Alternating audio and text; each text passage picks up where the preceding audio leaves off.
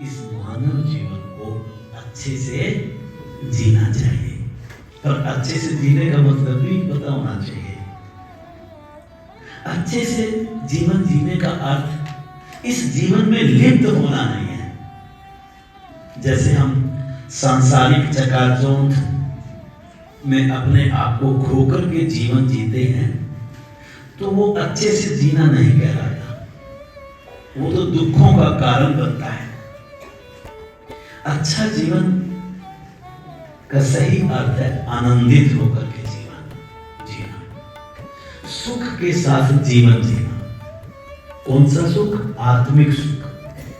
कौन सा सुख? आध्यात्मिक सुख। जो व्यक्ति वास्तव में आध्यात्मिक जीवन जीता है, वही जीवन में स्थायी शांति को प्राप्त करता है, सच्चे सुख को प्राप्त करता है। वही अपने भीतर की प्रसन्नता को अनुभव कर सकता है। और ये कार्य कौन कर सकता है? जो ध्यान का अभ्यासी हो। कौन कर सकता है? बोलिए। जो ध्यान का अभ्यासी। क्या है ध्यान? क्या हम इसको किसी को बतला सकते हैं? क्या ध्यान को आप शब्दों में बांध सकते हैं? क्या आप ध्यान की कोई परिभाषा दे सकते हैं? सच्चाई यह है कि ध्यान की आज तक कोई परिभाषा नहीं। ध्यान को आप शब्दों में बांध नहीं सकते, इसको एक्सप्लेन नहीं किया जा सकता। जैसे सुंदरता, अच्छाई और मेरे परम पिता परमात्मा, ये अनुभव करने की चीजें हैं, इनको परिभाषित नहीं किया जा सकता।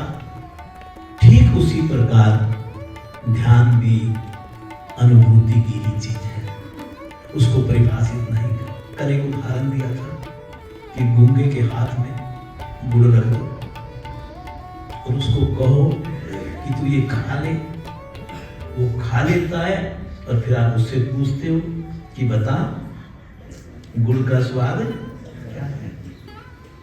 वो जानते हुए भी आपको गुड़ का स्वाद नहीं बतला पाता। आप सच मानिए, ध्यान के अभ्यासी की भी यही स्थिति होती है कि ध्यान में डुबकियां लगाने के बाद वो अपने आनंद की, अपने ध्यान की व्याख्या नहीं कर सकता। वो ध्यान की व्याख्या नहीं कर सकता। और एक सुंदर बात और, हम आपस में बोलते होंगे कि देशराज जी सनातन मंदिर में 3 दिन आएंगे, हमें ध्यान करवाएंगे। ये वाक्य सही नहीं है, क्योंकि कोई भी किसी को भी ध्यान नहीं करवा सकता। तो मैं कैसे करवाऊंगा? ध्यान दूसरों के द्वारा नहीं करवाया जाता, ध्यान स्वयं करते हैं। ध्यान में हमें स्वयं जाना है। ध्यान में जाने के लिए आपको इस स्थूल शरीर को पार करना होगा।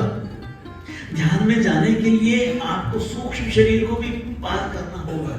और ध्यान में जाने के लिए आपको कारण शरीर को भी, पहले आपका स्थूल शरीर छूटता है, फिर आपका चेतन मन छूटता है, फिर आपकी बुद्धि छूटती है,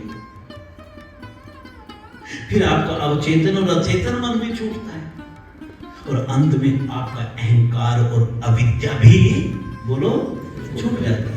और जैसे अहंकार और अविद्या छूट जाती है तो आप अपने ध्यान की गहराई में, बोलो, साधक ध्यान में चला जाता है। ध्यान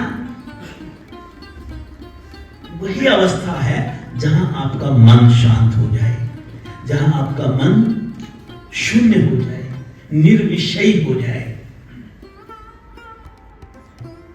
ध्यान वास्तव में चित्त की निर्विकार अवस्था है। कल आपको मन की 3 अवस्थाएं बतलाई थी, चेतन मन, अवचेतन मन और अचेतन मन। इन तीनों को अगर मिला दो तो वास्तव में चित्त बन जाता है। और जब इन तीनों ही स्तरों पर मन के सभी कार्यकलाप बंद हो जाते हैं तो साधक ध्यान की गहराई में डूब जाता है। मैं एक ऐसी अवस्था में पहुंच जाता है, वह एक शरीर और मन को पार करके ऐसी अवस्था में पहुंच जाना जहां मेरे शुद्ध चेतन का वास है, जहां बोलिए मेरे, यह एक ऐसी अवस्था है वहां पर पहुंच करके साधक परम आनंद की अनुभूति करता है। एक ऐसा आनंद जो सांसारिक सुखों से भिन्न है, एक ऐसा आनंद जो अकथनीय है, एक ऐसा आनंद जो अवर्णनीय है। तो आप कैसे उसकी परिभाषा देंगे? अपने स्वरूप में स्थित हो जाना ध्यान है। तो संसार तो पीछे रह गया, शरीर तो पीछे रह गया। अब प्रश्न यह उठेगा, जब इस ध्यान की गहराई में जाया कैसे जाए? देखिए, दूसरा व्यक्ति जो आपके सामने बैठा हुआ है, जिसका आप सहारा लेना चाहते हैं, वो आपकी प्रेरणा का स्रोत बन सकता है, वो आपका मार्गदर्शक बन सकता है, लेकिन उस मार्ग पर चलना किसको होगा? मुझे स्वयं चलना होगा। जब तक मैं उस मार्ग पर चलकर नहीं देखूंगा, मैं उस अनुभूति को जीवन में अनुभव नहीं कर पाऊंगा। और एक बड़ा सुंदर और बड़ी सिंपल चर्चा करेंगे आज, जिसको कहते हैं लेमैन लैंग्वेज। आम आदमी उसको समझ रहे। हमें बड़ी बड़ी बातें नहीं करनी, और ये छोटी छोटी बातें करके बड़ी बड़ी बातों तक। गाड़ी की जो हेडलाइट होती है ना, उसका प्रकाश कितनी दूरी तक जाता है आप बताइए? 20 फुट, 30 फुट, 40 फुट। और अंधेरा पूरा सड़क पर, हाईवे पे गाड़ी चल रही है, लेकिन आपको पता है कि वो 20 फुट की लाइट आपको हजारों किलोमीटर का सफर करवा सकती है। आप समझे ना?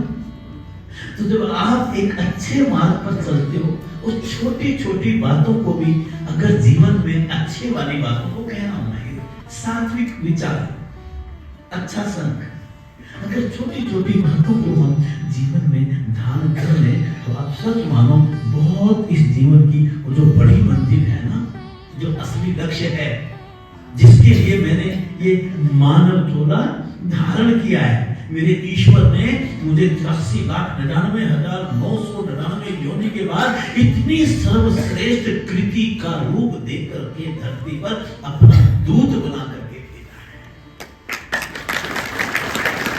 आप जीवन में उस लक्ष्य को पा सकते हैं। और ये कभी मत सोचना कि हम तो संसारी हैं, हम तो गृहस्थी हैं, हम तो मोह माया में फंसे हैं, हम भगवान को नहीं पा सकते। भगवान को पाने का सबको अधिकार है, चाहे कोई ऋषि हो, चाहे महर्षि हो, चाहे संत हो, और चाहे वो हम और आप जैसे साधारण व्यक्ति हो। और गृहस्थ में रहने का तो आनंद अलग ही है। सन्यासी तो आनंद वैसे ही लूट रहे हैं। गृहस्थ में रह करके अपने दुखों से छुटकारा पा करके जीवन को सुखी मार्ग बनाने का ये सबसे सुंदर मार्ग है। इससे सुंदर मार्ग है आप नोटों से, तिजोरियों से, बड़ी गाड़ियों से अगर कोई सुखी होता हो, तो जितने ये अमीर है ना, जब ये पैसा इकट्ठा कर लेते हैं, अगर ये हार्ट के पेशेंट और उच्च रक्तचाप के रोगी और मधुमेह के रोगी बन जाते हैं और जीवन पूरा दवाइयों पर चला जाता है, उनसे पूछ लेना कि आपका पैसा आपको सुख दे रहा है। आपको बातें समझ में आ रही है? कभी बीच बीच में ये बातें इसलिए बतलाई जाती हैं, पैसा कमाना, संचय करना, धन का सुख लूटना कुछ गलत नहीं है, लेकिन एक वाक्य बोल रहा हूं, जिसने ग्रस्त जीवन में, सांसारिक और आध्यात्मिक जीवन में संतुलन बनाना नहीं सीखा, उसका जीवन अधूरा है। उसका जीवन, और वो संतुलन कैसे बनेगा, आज चर्चा ये रहेगी। आज हम चर्चा करेंगे पंचकोशीय साधना के ऊपर। इसके ऊपर पंचकोशीय साधना। कोश का मतलब होता खोल। खोल का मतलब होता है आवरण, आवरण का मतलब होता है परत, परत का मतलब लेयर। लेयर को आप ऐसे मान करके चलो जैसे मेरे प्रभु 7 कोठरी पार बैठे हैं। कैसे कहाँ बैठे हैं? तो आपको अगर अपने प्रभु के दर्शन, 5 कोठरी पार, अगर आपको अपने प्रभु से मिलना है तो क्या करना होगा? उन 5 कोठरियों को पार करना। आप ऐसे मानो इन 5 कोठरियों को जैसे 5 भिन्न भिन्न रंग की चिमनियां हैं। चिमनी समझते हैं आप? लालटेन के ऊपर जब ये बिजली नहीं थी, हम छोटे थे, मैं कई बार कहता हूँ मेरा जीवन बिल्कुल अपना सादगी और जो जिसको क्या कहेंगे आप, बिल्कुल वो रहा है जो बचपन में हमने देखा। वो वाकई हमारे अनुभव आज तक हमें ये यूं काम आते हैं कि अगर बिजली चली भी जाए ना, सोने में मुझे अपने घर में तकलीफ नहीं होती। ये सच्चाई है। देखो हमने वो बचपन देखा है, हम उस गांव से में हमने जीवन जिया जहाँ बिजली थी ही नहीं हमारे बचपन में। और छोटे एक लालटेन का भी छोटा रूप होता था, उसमें मिट्टी का तेल डाल करके जलाया जाता था और उसके ऊपर एक छोटी सी बिल्कुल इस मुट्ठी जितनी छोटी सी चीज, उससे लोग गुजर करते। आप में से जो गांव से बिलोंग करते होंगे वो तो ने वो दृश्य बचपन में ऐसा नहीं है। सच्चाई है कि नहीं? सच्चाई है। तो आप सोचिए मेरी आत्मा को उस चिमनी के नीचे जो ज्योत जलती थी, जो जिससे प्रकाश फैलता था, मेरे भीतर जो आत्मा बैठी है उसको उस ज्योत के रूप में देखिए। और उसके ऊपर अलग अलग रंग की 5 चिमनियां चढ़ी हुई हैं जिसमें अलग अलग रंग उसके हैं। तो जब प्रकाश की किरणें, विशेष समझ लेना, जैसे रंग की चिमनी चढ़ाओगे वैसे ही किरणें बाहर आएंगी। लेकिन जो सच्चा प्रकाश, जो ज्योत का प्रकाश है, वो रंग आपको दिखाई तब तक नहीं देगा जब तक उन 5 चिमनियों को उसके ऊपर से नहीं।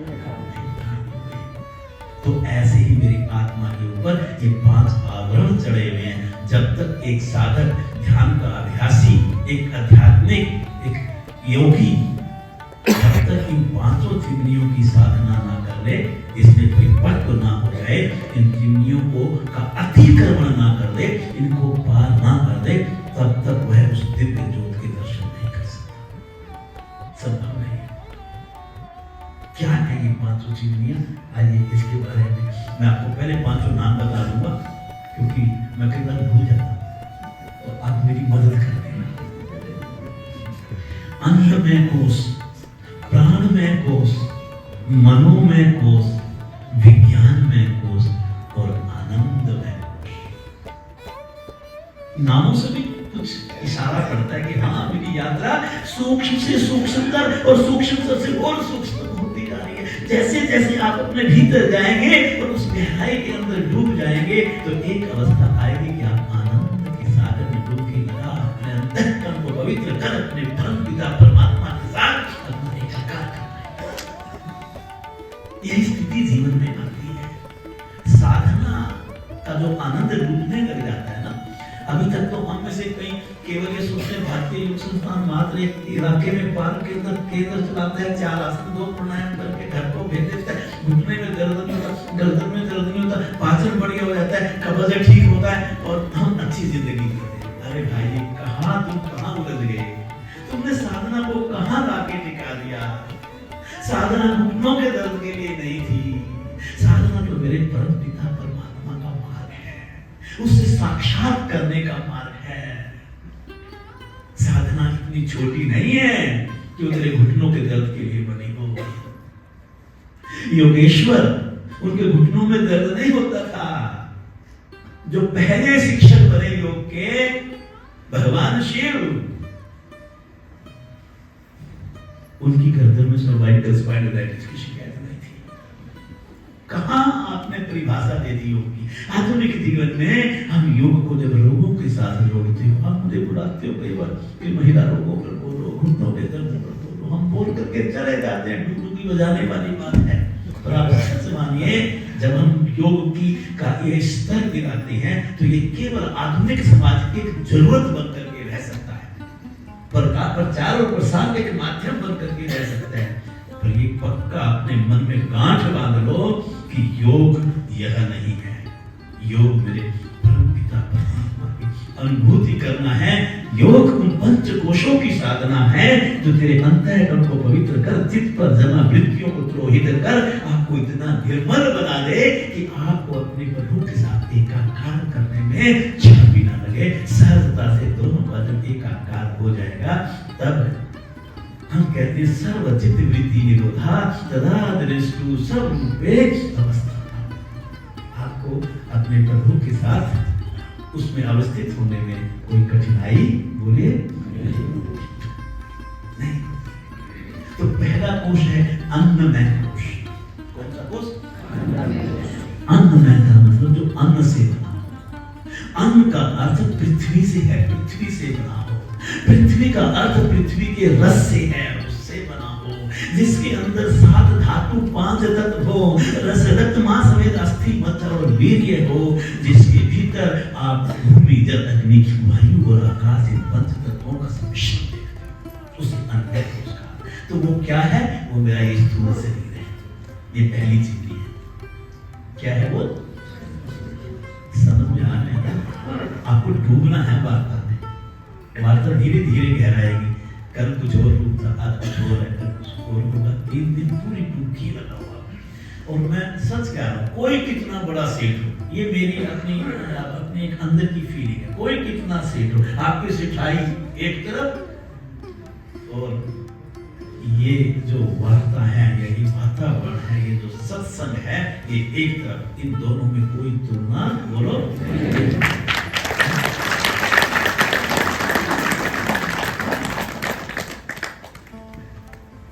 कैसे करें इस शरीर की साधना?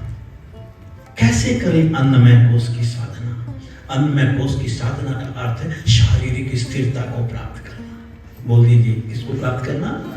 शारीरिक स्थिरता को प्राप्त करना। अगर आप अन्नमय कोश की साधना नहीं करेंगे तो ये शरीर रोगी बनेगा, तो आपके घुटनों में दर्द आएगा, तो आपका पाचन ठीक नहीं होगा, तो आप हार्ट के पेशेंट बनेंगे, तो आप उच्च रक्तचाप के रोगी बनेंगे।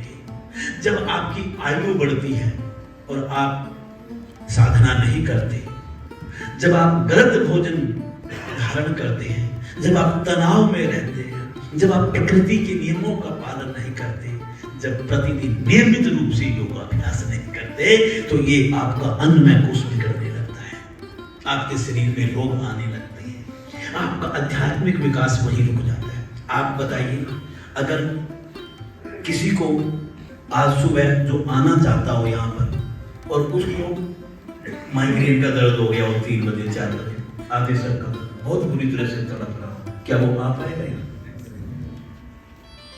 तो सबसे पहले जिस गाड़ी में बैठ करके आपको यात्रा करनी है, 1000 किलोमीटर की, 500 किलोमीटर की, उसका इंजन, उसका टायर, उसकी ट्यूब, उसका स्टीयरिंग, उसका ब्रेक, उसका क्या होना चाहिए? तो जिस गाड़ी में बैठ करके, जिस इस वाहन में बैठ करके मुझे इस जीवन की यात्रा करनी है, भैया पहले क्या करो? बोलो बोलो।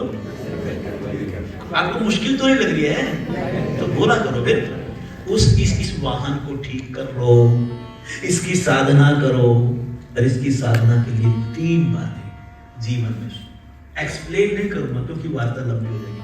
सुपाच्य भोजन, जो सुपाच्य भोजन नहीं लेता, सात्विक भोजन नहीं लेता, समय पर नहीं लेता, साग सब्जी फल इत्यादि का सेवन नहीं करता, गरिष्ठ भोजन करता है, जो निकृष्ट भोजन है वो करता है, जो तामसिक भोजन है वो करता है, जो केवल खाने के पीछे मरता है, उस व्यक्ति के लिए अध्यात्म का मार्ग नहीं। सुपाच्य भोजन, शुद्धि क्रियाएं, शुद्धि क्रियाएं। मेरे को यहां आना है इसलिए शुद्धि क्रिया नहीं करूंगा मैं आज। क्यों भाई? ये कौन सा नियम है? आज मेरे को यहां आना था इसलिए मैं आसन किए बिना जाऊं यहां पर और यहां बैठ करके 1 घंटा बन के संत प्रवचन करूं। नकली मुख होता है, नहीं निकल सकते आपके मुख से वो शब्द वास्तविक और व्यवहारिक जो निकलने चाहिए, क्योंकि वो अनुभव पर आधारित होती है। तो आप सुपाच्य भोजन लीजिए, शुद्धि क्रियाएं कीजिए और आसन हो अच्छी तरह मन से धारण कीजिए, उनमें सिद्धि प्राप्त कीजिए। वो साधना अच्छी करोगे तो आपका शरीर अन्नमय कोश ठीक होगा। फिर अगर घुटने मुड़ गए तो मुझे 1 घंटा यहाँ बैठना है तो बैठना है, किस बात का घुटना हिलने का काम है। यह स्थिति जब आप प्राप्त कर लेते हो तो आपका अन्नमय कोश सिद्ध हो गया। अर्थात उस जोत के ऊपर 5 चिमनियां हैं, पहली चिमनी हटा के साइड और फिर बताओ कितनी रह गई? 4 रह गई। दूसरे नंबर पर है प्राणमय कोश, इस शरीर को चलाने वाला, इस शरीर को गति देने वाला, जिसकी वजह से मेरी ग्रंथियों से स्राव निकलते हैं, मेरा पाचन चलता है, मेरा निष्कासन चलता है, मेरा हाथ चलता है, मेरी कर्म इंद्रियां कार्य करती हैं, मेरे 5 प्राण काम करते हैं, 5 प्राण काम करते हैं, जिसके अंदर आप ये देखिए जितनी प्राणिक नाड़ियां हैं वो भी इसी के अधीन आती हैं, जितने चक्र हैं वो भी इसी के अधीन आते हैं। गांधारी है, आसदेवा है, पूषा है, यशस्वनी है, सुरा और आपका सरस्वती और मूसा विष्णुपुत्री सांख्य, शिवनी, वारुणी, ईड़ा, पिंगला, सुषमा, कई बार चर्चा करता हूं मैं नाड़ियों के ऊपर, प्राणी की नाड़ियां। और प्राण इस अन्नमय कोश को भी वही चलाता है। अगर प्राण नहीं होगा तो अन्नमय कोश आप 100 प्राण निकल जाए, अन्नमय कोश तो फिर भी है ना। कितना अच्छा लगेगा घर वालों को, लेकिन घर हो जाएगा तेरे के बाद नहीं, पहले कर दो काम, होता है कि नहीं? तो प्राण की, और ये भी याद रखिए प्राण का जो प्रवाह है उसका चक्रों नाड़ियों से सीधा संबंध है, जिसके ऊपर कई बार हम बात करते हैं आपके साथ। यहां तक आपकी सभी कर्म इंद्रियां भी इसी के अधीन है। अगर प्राण नहीं है तो हाथ चल नहीं सकता, प्राण नहीं है तो आपके पैर उठ नहीं सकते, पैर नहीं है तो आप बोल नहीं सकते, पैर नहीं है तो गुदा से, और प्राण नहीं है तो गुदा से मल का निष्कासन हो नहीं सकता, प्रजनन प्रक्रिया संभव नहीं है।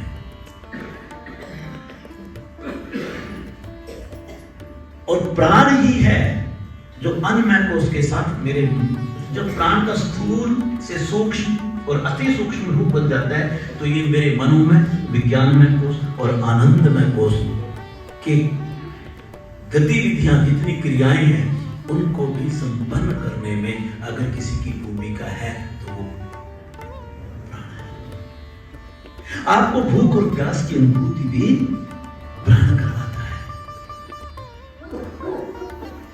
लेकिन जो प्राणायाम की साधना नहीं करते उनके श्वास छोटे हो जाते हैं, टूटते हैं, उनको फेफड़ों का दोष हो जाएगा, उनको शारीरिक दोष आएंगे, उनको मानसिक दोष आएंगे, उनको अंदर चंचलता ज्यादा होगी, वो सांसारिक ज्यादा होंगे, वो बहिर्मुखी ज्यादा होंगे, वो रागी ज्यादा होंगे।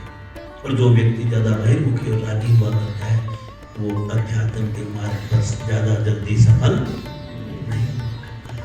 इसका अर्थ क्या हुआ कि प्राणायाम की साधना सिंपल जो हम हर रोज करते हैं, मैं बातें वही करूंगा आपके साथ, पर उनका महत्व अध्यात्म के साथ जोड़ करके देखना है, ध्यान के साथ जोड़ करके देखना है। ऐसी महर्षि पतंजलि ने साधारण जन के लिए अष्टांग योग थोड़ी दिया, ये अपनी आसन, प्राणायाम, प्रत्याहार, धारणा, समाधि, ये सीढ़ियां हैं कर्मानुसार, ये सोपान है मेरी साधना के।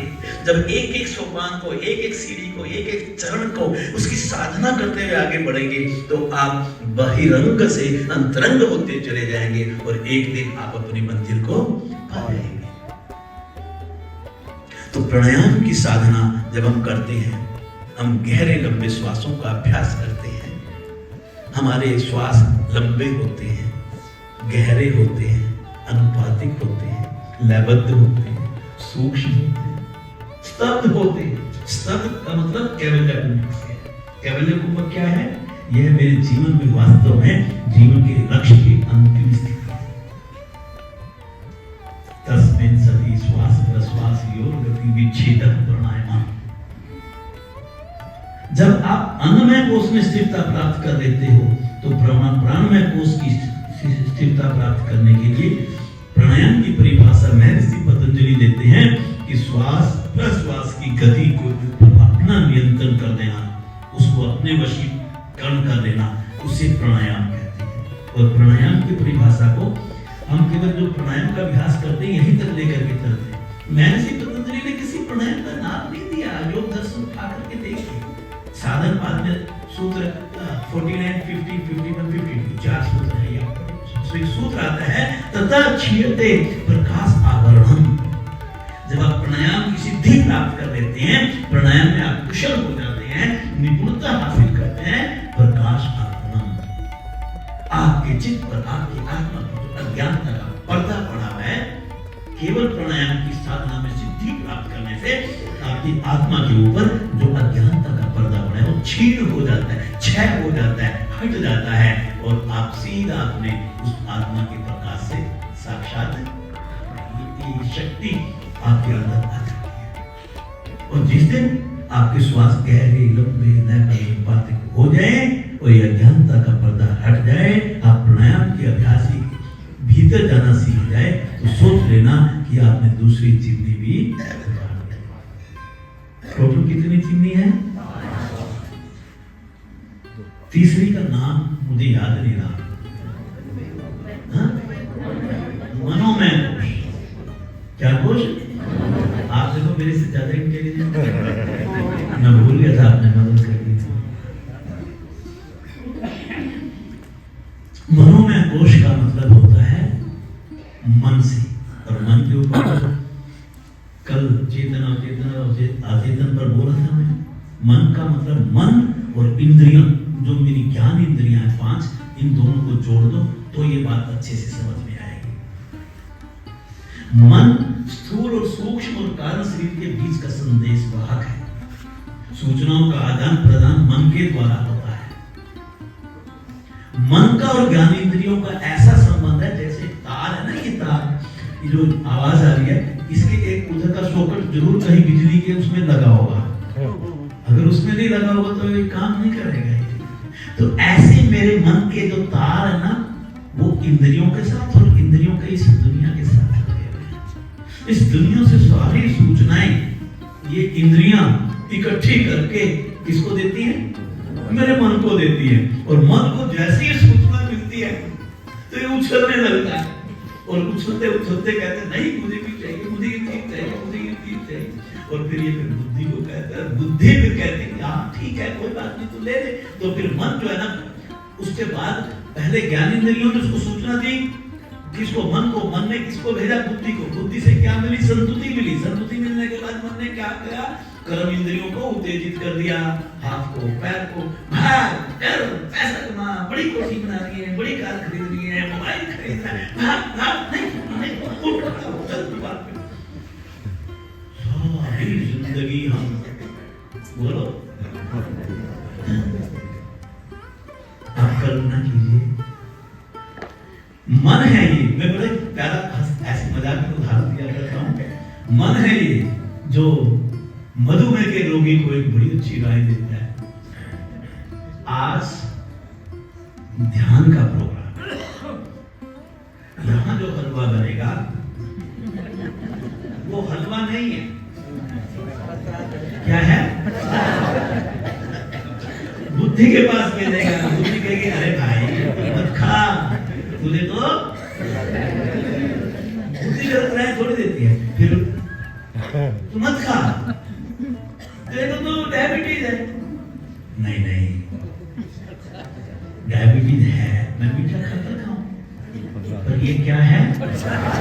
आज तो तू मुझे, बुद्धि चुप हो जाती है, बोलती कुछ नहीं है, क्योंकि वो हार है। जो हारा हुआ आदमी होता है वो क्या बोलेगा? और फिर वो क्या करता है? वो खा जाता है। ये किसका खेल है? बोलो। मन का खेल है, मन का खेल है। और कल एक उदाहरण भी दिया था मन का, जो काम ये चेतन मन नहीं कर पाता, रात को सोने के बाद कौन कर देता है? कल कितना बढ़िया उदाहरण आपको दिया था, आप बताइए। तो इस मन की साधना कैसे करें, इस चिमनी की साधना कैसे करें, ये बड़ा सुंदर विषय है। वरना हम रागी बहिर्मुखी बनकर के अपनी जिंदगी को नर्क बना देते हैं। पंच क्लेशों में उलझ करके हम दुखी होते हैं। जहां सुख लूटना था पैसा आने के बाद, मैं सुखी ना होकर के ज्यादा दुखी होता चला जाता हूं, केवल उन संसाधनों के कारण जो संसाधन मैंने संचित किए वही संसाधन मेरे बोलो परिवार भी, पैसा भी, दौलत भी, कोठी भी, कार भी, आप जो मर्जी संचय कर लें, लेकिन वो आपके दुख का कारण बनता है कि नहीं बनता है? तो कैसे आप इस कोश की साधना कर सकते हैं, उसके लिए आपको प्रत्याहार की साधना करनी है। इन इंद्रियों, क्योंकि इंद्रियों को काबू में करोगे तो मन अपने आप काबू में आएगा। मेरी आवाज बड़ी गूंज रही है यहाँ, आपको परेशान, शादी में देखो ढम ढम ढम ढम ढम जब डांस करते हैं सारे परेशान होते हैं, कोई बुजुर्ग या कोई बेचारा बीमार आदमी होता है, कहते हैं इसको बंद करवा दो, तो जैसे वहां से वो स्विच ऑफ होता है, डम डम डम डम बंद। ऐसे ही इन ज्ञान इंद्रियों के दरवाजे हैं। प्रत्याहार की साधना क्या है? जब आपकी इन ज्ञान इंद्रियों के दरवाजे संसार में खुलते हैं तो भीतर खलबली मच जाती है। और जिस दिन साधना के माध्यम से एक साधक इन ज्ञान इंद्रियों के संसार की ओर खुलने वाले दरवाजों को बंद करना सीख जाता है तो भीतर शांति स्थापित होने लगती है। इसको बोलते हैं प्रत्याहार की साधना। प्रति का मतलब होता है उल्टना, आहार का मतलब भोजन, अर्थात इन इंद्रियों के भोजन को बंद कर देना प्रत्याहार की साधना है। मैं कई बार कहा करता हूं कि इन इंद्रियों की सीमा बहुत कम है। ये आवाज भले आपको पूरी इतनी ऊंची सुनाई दे रही है, कोई सड़क पर जा रहा तो उससे पूछो उसको कुछ सुनाई दे रहा है क्या? क्यों? क्योंकि बीच में दीवार आ गई। क्या है सीमा इस आवाज की? आपके कान केवल यहां की आवाज को सुन पा रहे हैं, सड़क की आवाज को सुन पा रहे हैं क्या? तो आप इन इंद्रियों की साधना करेंगे जब इनके दरवाजे बाहर से, आगे बोलो, तो अंदर के आकर्षण के आगे बाहर का आकर्षण शून्य हो जाएगा। बाहर का आकर्षण, सांसारिक आकर्षण आपका कुछ बिगाड़ नहीं सकता। आप यूं कहिए कि आपकी इन इंद्रियों की जो क्षमता है वो असीमित हो जाएगी। एक उदाहरण दूंगा बस, बाकी फिर आप समझ लेना। ये मेरी आंखें आपको देख पा रही हैं।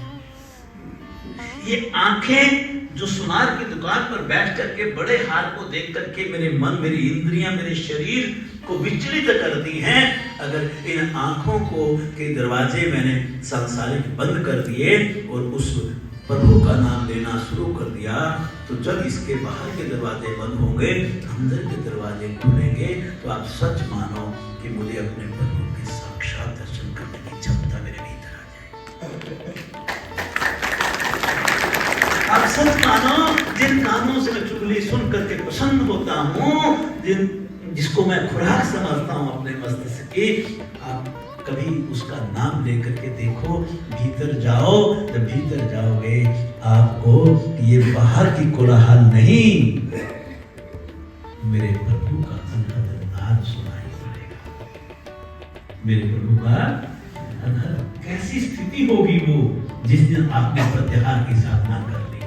और धीरे धीरे इसकी साधना के बड़े तरीके हमने योग दर्शन में समय समय पर चर्चा करते हैं। धीरे धीरे जब इंद्रियों के दरवाजे बंद होंगे तो मन के विषय कम होते चले जाएंगे। मन के विषय खत्म होते होते होते होते एक दिन मन निर्विषय हो जाएगा। एक सूत्र आता है, ध्यानम निर्विषम मनः। जब मन के पास कोई विषय शेष नहीं बचता, मन निर्विषय हो जाता है, तो आप ध्यान में चले जाते हो। और जब तक इंद्रियों के दरवाजे बंद नहीं होंगे तब तक ये मन निर्विषय बोलो हो गए। आपको एक छोटी सी मन में बात है, वो भी पूरी करूं।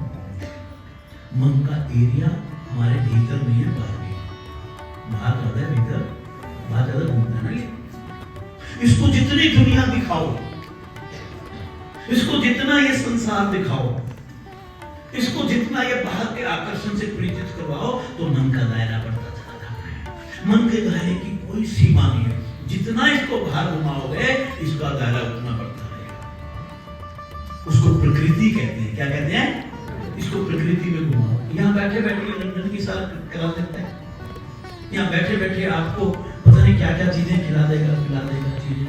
जो मन में विचार, मन ही तो विचार करते हैं, साथ नहीं करता। वो कल सोने के बाद सपने में भी तो मन कहीं से कहीं ले जाता है।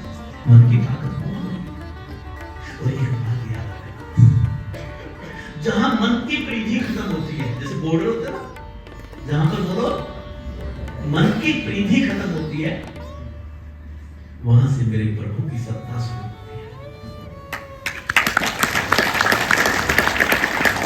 बहुत बहुत बड़ा रहस्य छिपा है इस बात में। जहां मन की परिधि खत्म होती है, वहां उसके पार किसकी सत्ता है? मेरे प्रभु की सत्ता है। इसका मतलब ये हुआ कि प्यारे, तुझे अपने प्रभु से साक्षात करना है, इस मन की प्रीति को तुझे पार करना। तो करेगा कैसे? फिर आगे चलेगा। मन की प्रीति की खास बात है कि वो बढ़ता चला जाता है। अभी ये यहाँ तक है, अभी घर जाओगे तो घर में उलझ जाओगे, और फिर दुकान पे जाओगे तो ग्राहक और क्षेत्र और बढ़ जाएगा। ये तो इसका दायरा तो हाँ, एक बात है कि अगर आप मन की साधना शुरू कर दो, बोलो क्या कर दो? मन की साधना शुरू कर दो, तो आपको धीरे धीरे प्रत्याहार की साधना, इंद्रियों की साधना, इंद्रियों के दरवाजे बंद करना, अंदर की ओर खोलना, तो मन के विषय जो है ना, बोलो कम होने लगते हैं। कम होते होते फिर मन की परिधि भी कम होते होते होते होते एक बिंदु पर आकर टिक जाएगी। अगर साधना जारी रखी, तो जिस दिन ये बिंदु लोप हो जाएगा, उस दिन मन का अस्तित्व भी खत्म हो जाएगा। और जैसे मन का अस्तित्व खत्म हो जाएगा, आप मन की प्रीति को पार कर जाओगे, और फिर आप कहां पहुंच गए? अपनी प्रभु की सत्ता में। आप सोचिए वो कैसी अवस्था। और चौथी चिमनी की साधना सीखते हैं। चौथी क्या है? विज्ञान में। विज्ञान का मतलब यहाँ पर इस विज्ञान से नहीं, तो साइंस को ये बोलते हो, ये योग की भाषा है। विज्ञान का मतलब बुद्धि से है। किससे है? बुद्धि और अहम, ये दो चीजें विज्ञान में उसमें है। बुद्धि को योग में हम दो भागों में बांट के देखते हैं, एक स्थूल बुद्धि, दूसरी तटस्थ बुद्धि। स्थूल बुद्धि आपके सांसारिक निर्णय लेती है।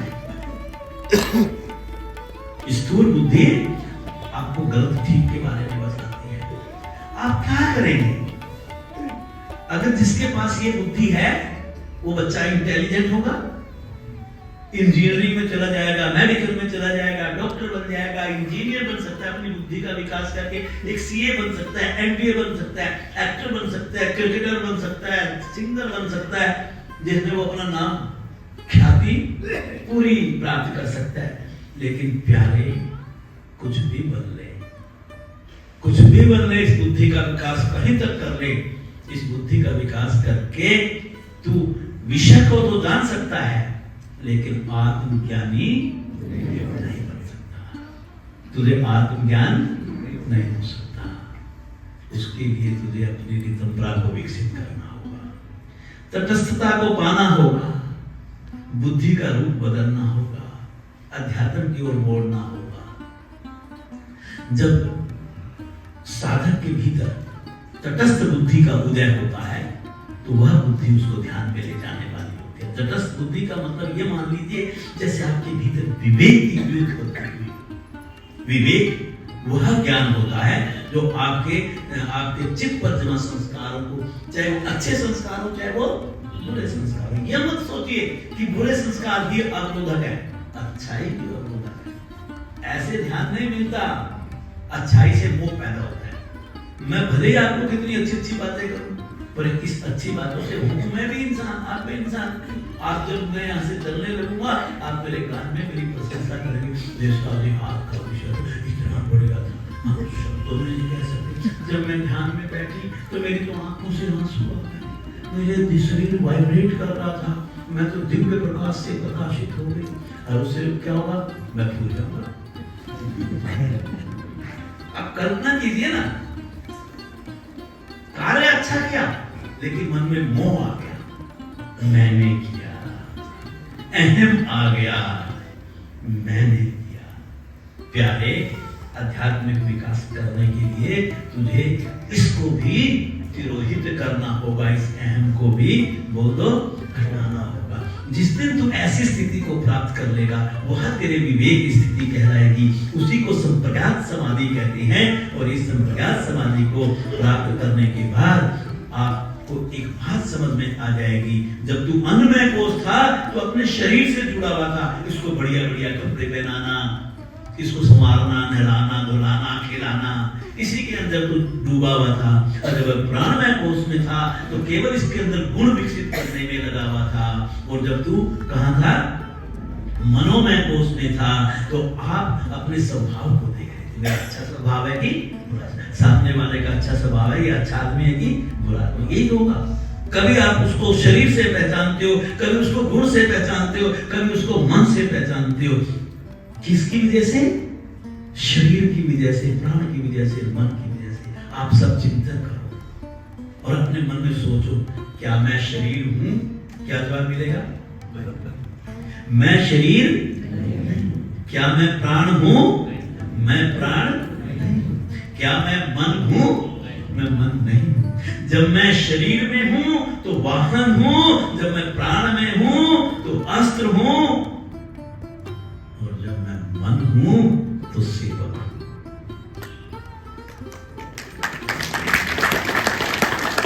अगर ये भाव आ जाए तो भाव आने के बाद आप संप्रज्ञात समाधि को बहुत अच्छे से प्राप्त कर सकते हो। पर अंत में मैं विज्ञान में कोश के बारे में इतनी बात जरूर कहूंगा, ये प्रत्याहार की साधना अच्छी कैसे बनेगी? आप आत्मचिंतन के द्वारा, सत्संग के द्वारा। इसमें हम सत्संग कर रहे हैं, किसके द्वारा? सत्संग के द्वारा। महापुरुषों और सात्विक पुरुषों, अच्छे लोगों का संग करके। और सबसे बड़ी कोई ताकत है तो वो है सेवा।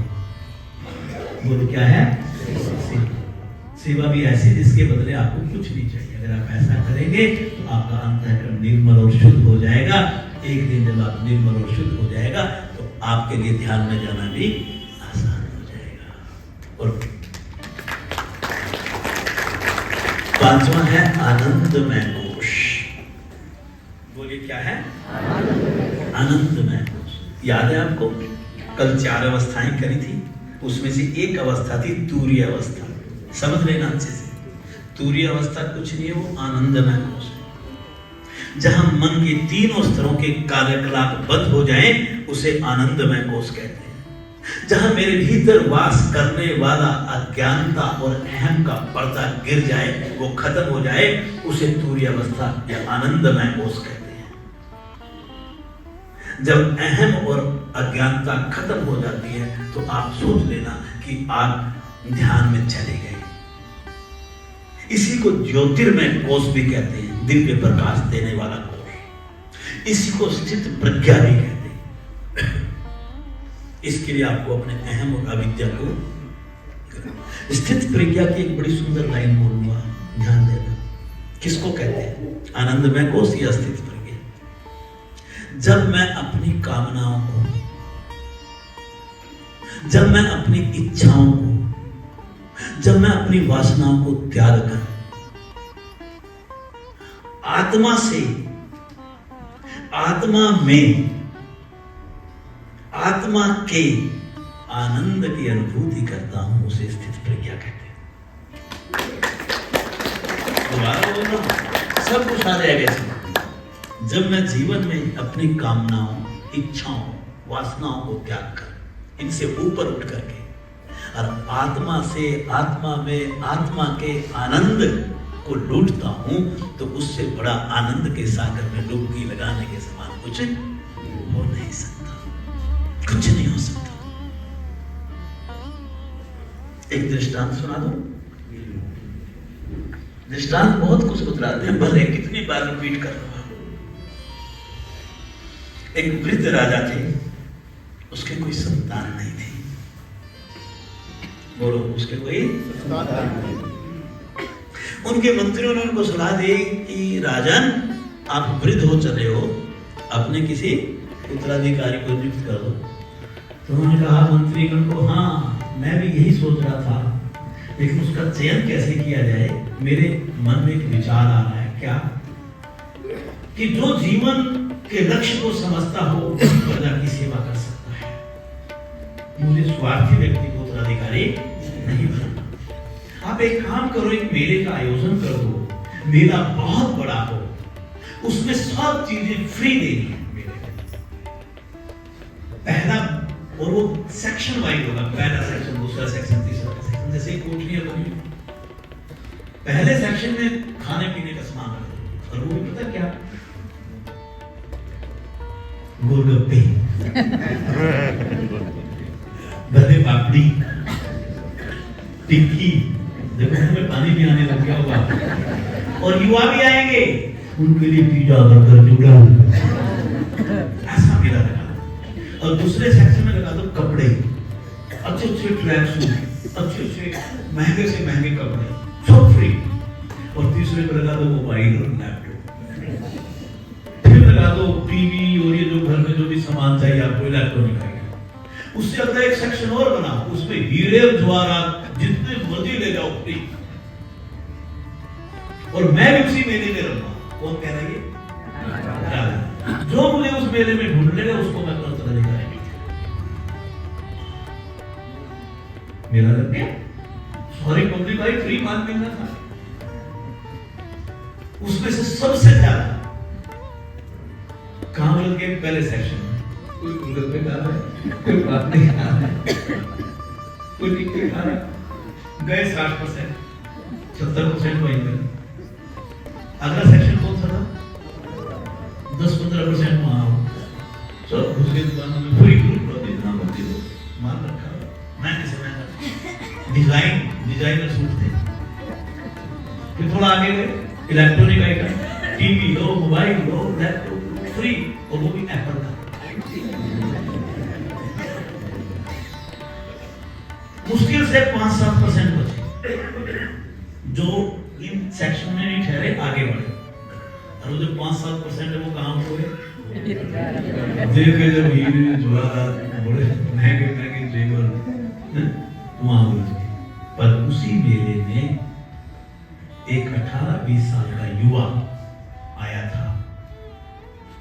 उसने किसी भी चीज की तरफ नहीं देखा, और उसने मन बना रखा था कि मैंने राजा को ढूंढना है। वो सारे सेक्शन पार कर गया, आगे कुछ था ही नहीं। आगे देखा एक पुराना प्राचीन खंडर में बदला हुआ मंदिर, धूल मिट्टी, और वहां पर एक फटे पुराने कपड़े पहने हुआ एक बाबा बैठा है, दाढ़ी पड़ी हुई है, बाल बिखरे हुए हैं, और अपने उस पे शरीर पे धुनी लगा रखी है, और वो साधना कर रहा है। युवा ने तुरंत जाकर के चरण स्पर्श किया और कहा कि महाराज आप ही इस देश के राजा। और वो भेष बदल के बैठे।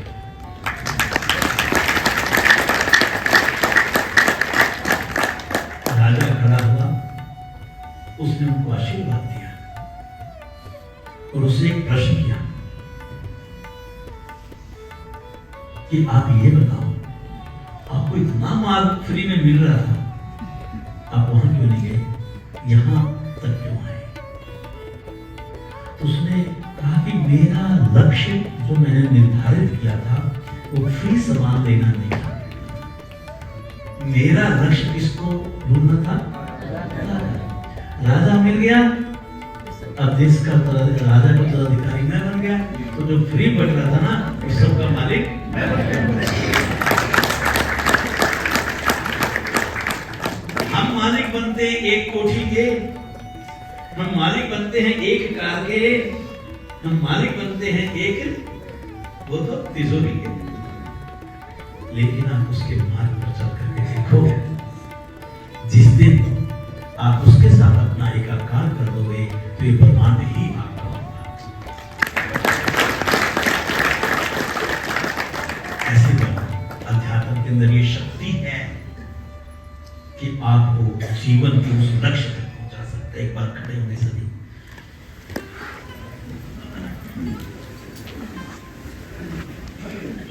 पांच बार ताड़ासन करो, कोई बात नहीं करेगा। बात करने से दूसरा भी डिस्टर्ब होता है और आप बहिर्मुखी बनते हैं। आज प्रत्याहार की साधना पर बहुत सुंदर आपको बतलाया गया। इन इंद्रियों को जब तक आप अंतर्मुखी नहीं बनाएंगे तब तक आपको ईश्वर के दर्शन कैसे हो सकते हैं? ये तो उस पिलर से है, वो वहां से बस कल जितनी कर देना बस उससे ज्यादा है।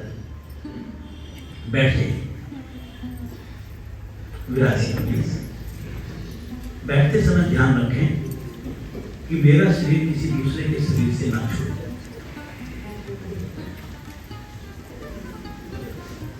थोड़ा सा हल्का से इतना गैप बना दें कि शरीर छुएगा, बस ठीक है। निरंजन जी ठीक है, वो बंद करो, वो बंद करो। हाँ बस आप ठीक है।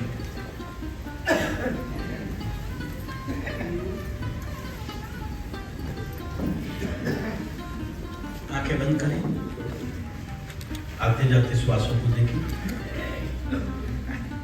शरीर और मन दोनों को शिथिल करते जाएं। 3 साधना इकट्ठी करें। शरीर को शिथिल करें, मन को शांत करें, श्वासों के आवागमन को देखते जाएं। जब आप श्वासों के आवागमन को अंतरंग होकर के देखेंगे तो आपका शरीर और मन दोनों शिथिल होंगे। आज इन तीनों के ऊपर बहुत अच्छे से आपको समझाया गया है। शरीर अन्नमय कोश है,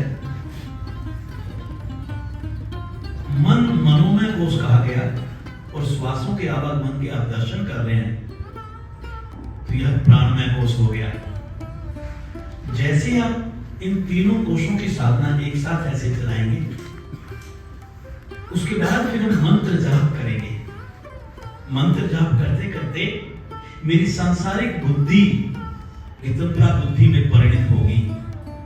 मैं बाहर से भीतर जाऊंगा, और जैसे ही मैं इस रितंभरा को अनुभव करूंगा तो यह विज्ञानमय कोश की साधना बन जाएगी।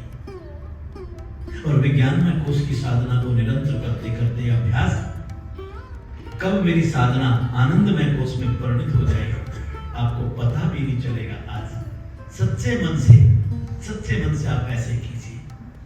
बस श्वासों का आवागमन, मन को शांत कीजिए, शरीर को शिथिल कीजिए, और ये काम केवल श्वासों के दर्शन करने के लिए करना है।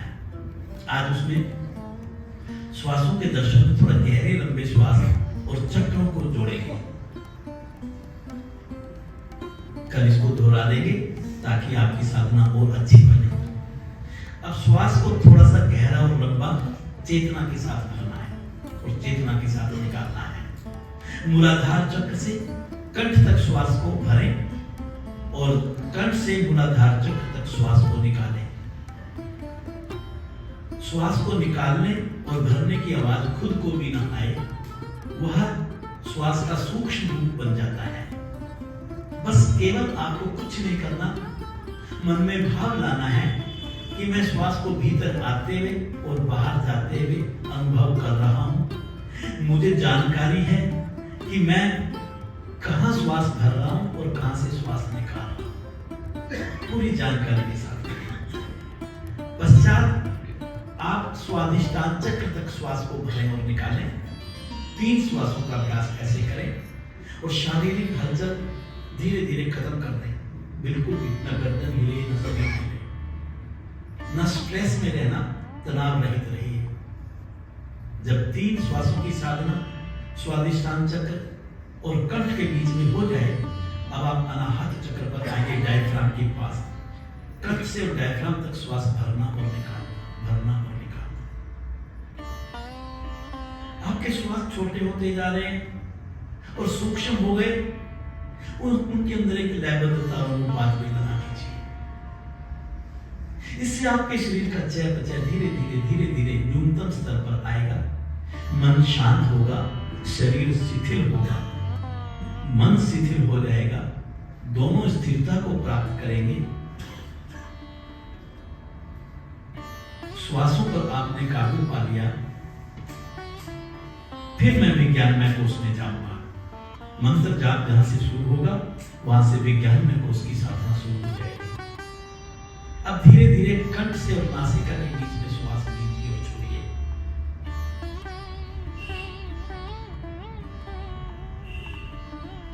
3 से 4 श्वास लें और छोड़ें। पश्चात केवल नासिका के अग्रभाग पर अपनी चेतना को टिका दीजिए। अब कुछ मत कीजिए, बिल्कुल सूक्ष्म स्तर पर श्वास आ रहा है और जा रहा है, केवल आभास कीजिए उसका। और आभास करते करते करते करते अपने प्रभु को याद कीजिए। ब्रह्म मुहूर्त में एक भक्त अपने प्रभु को पुकार रहा है। जिस भक्त के दिल में श्रद्धा होती है, मन में श्रद्धा होती है, जो अपने प्रभु से मिलने के लिए तड़पता है, विश्वास कीजिए प्रभु अपने भक्त को तड़पते हुए नहीं देख पाते, वो साक्षात अपने भक्त को दर्शन देते हैं। जिस भी रूप में आज दर्शन होंगे आपको, वही मेरे प्रभु का रूप होगा। बस ये मन बना लीजिए कि मुझे अपने प्रभु से साक्षात होना है। आइए पहले मैं विज्ञानमय कोष की साधना करूं। विज्ञानमय कोष में मंत्र जाप होगा। बस आपको इस बुद्धि को संसार से हटा करके अपने प्रभु के चरणों में लगाना है। 2 बार प्रभु को पुकारा जाएगा और पश्चात आप उस पुकार का हिस्सा बन जाएंगे। आपकी पुकार में पूरी श्रद्धा होगी, नैतिकता होगी, तड़प होगी, अंतरंगता होगी। 2 बार सुनेंगे, तीसरी बार से आप उसका हिस्सा बनेंगे।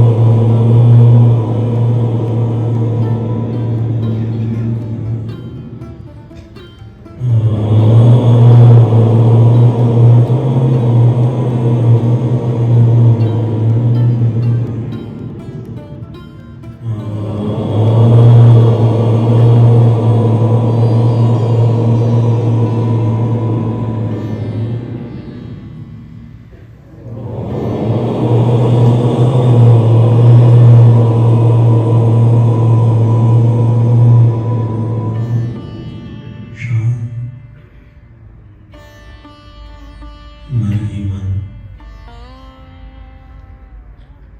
अपने प्रभु को मानसिक रूप में तड़प के साथ ओम नाम से पुकारते जाएं।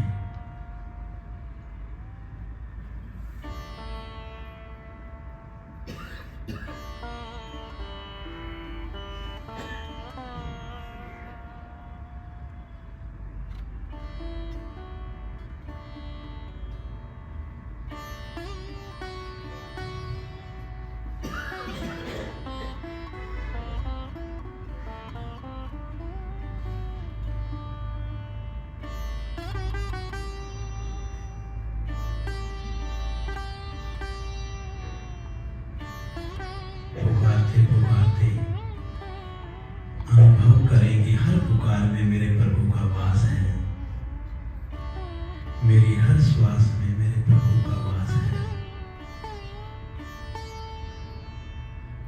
मेरी हर धड़कन में प्रभु का वास है।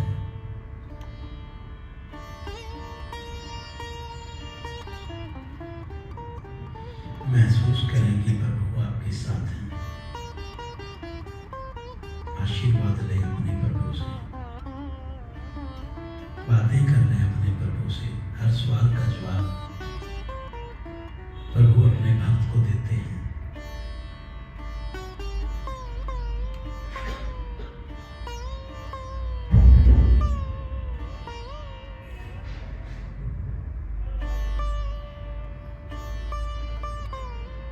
मेरे प्रभु, आप कितने दयालु हैं। अपने भक्त की पुकार को आप कितनी जल्दी सुनते हैं।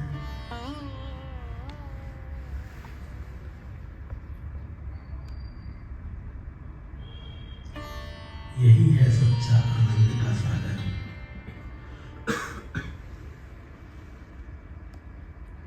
लगा लीजिए इन डुबकियों,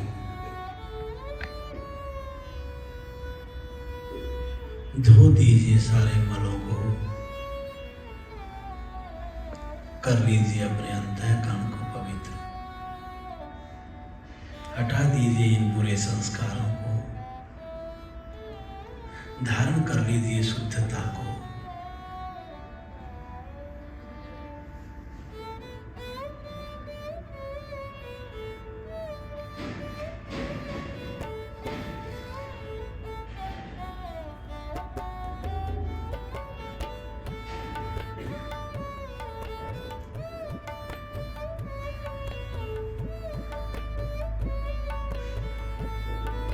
मांगिए अपने प्रभु से, क्या मांगेंगे?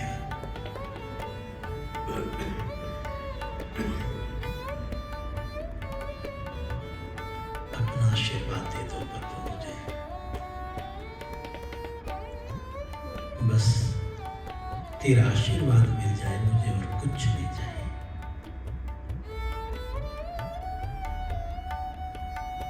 कोई दुखी ना हो मेरे प्रभु इस दुनिया में, और मेरे से कोई गलत कार्य ना हो, ऐसा मुझे बना दो।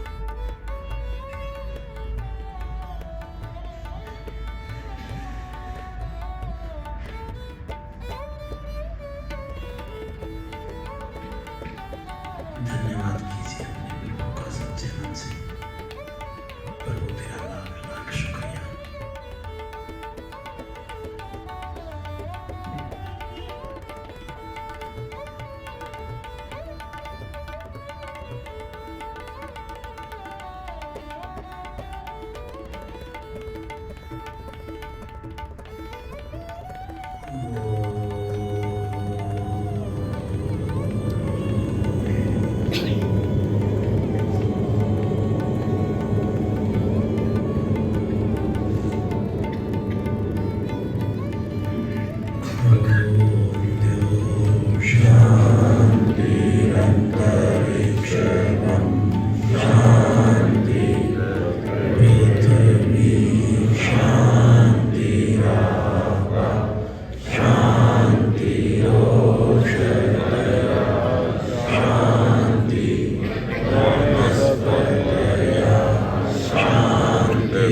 Spirit.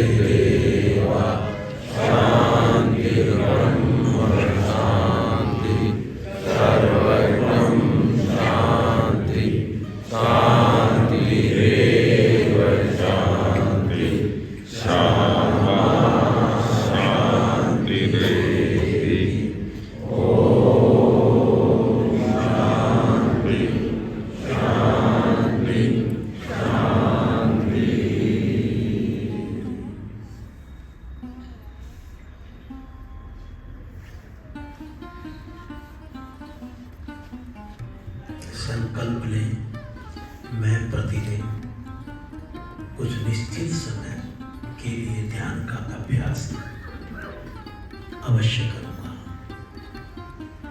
संस्थान के द्वारा दिखाए गए इस सन्मार्ग से कभी नहीं भटकूंगा।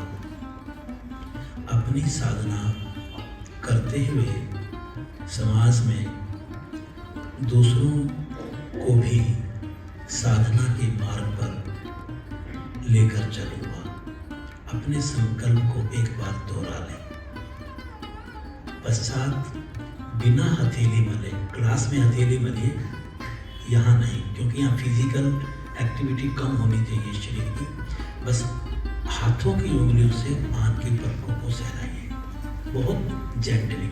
नहीं मन करता तो भी कुछ देर वैसे बैठे रहे, कोई बुराई नहीं, क्योंकि कई बार मन नहीं करता आंखें खोलने का जब आनंद की स्थिति बनती है। कल आपको मिर्गा वर्धने की एक सूचना दी गई थी। ये कितनी सुंदर जड़ी बूटियों का मिश्रण है। उसका सेवन करने से स्ट्रेस लेवल नीचे आता है, नींद अच्छी आती है, याददाश्त शक्ति अच्छी बनती है। तो उसका प्रभाव ये हुआ कि कल बहुत से साधकों को मेधा वर्धनी मिली नहीं, तो आज वो कल फिर मैं स्पेशल आश्रम से लेके आया हूँ आज। तो जिनको नहीं मिली वो आज लेकर के चले जाएंगे, वो आ चुकी है।